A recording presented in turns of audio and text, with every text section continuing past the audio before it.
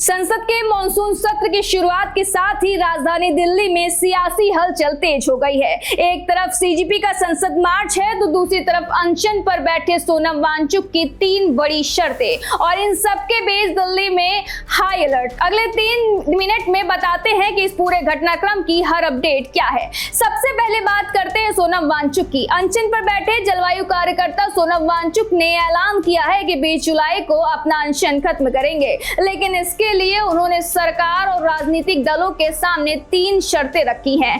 पहली शर्त, सरकार शिक्षा व्यवस्था की कथित नाकामियों और पेपर लीक मामले की जिम्मेदारी स्वीकार करे। दूसरी शर्त, उन्हें और सीजेपी के नेतृत्व को संसद तक आने की अनुमति दी जाए, जहां सांसद भरोसा दे कि यह मुद्दा संसद में उठाया जाएगा। तीसरी शर्त, अगर उनकी सेहत संसद जाने की इजाजत नहीं देती हो तो अलग अलग राजनीतिक दलों के सांसद सफदरगंज अस्पताल पहुंचकर यही भरोसा दे।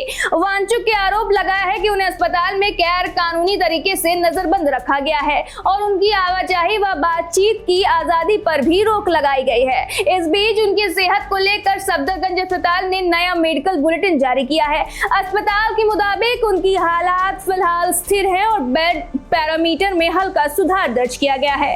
लंबे उपवास के कारण उन्हें विशेषज्ञ डॉक्टरों की निगरानी में रखा गया है और एम्स के डॉक्टर भी लगातार उनकी सेहत पर नजर बनाए हुए हैं। वहीं दिल्ली हाई कोर्ट ने उन्हें निजी अस्पताल शिफ्ट करने की मांग फिलहाल खारिज कर दी है और माना है कि स्वास्थ्य कारणों से सफदरगंज अस्पताल में भर्ती कराने का फैसला कानूनी प्रक्रिया के तहत लिया गया था। अब बात सीजेपी के संसद मार्च की। आज जंतर मंतर से संसद तक मार्च का ऐलान किया गया, लेकिन दिल्ली पुलिस ने साफ कर दिया है कि इस मार्च के लिए ना तो कोई आवेदन मिला है, ना ही किसी तरह की अनुमति दी गई है। पुलिस के मुताबिक नई दिल्ली क्षेत्र में बीएनएस की धारा 163 लागू है, जिसके तहत बिना अनुमति रैली, प्रदर्शन और 5 या उससे अधिक लोगों के एकत्र होने पर रोक है।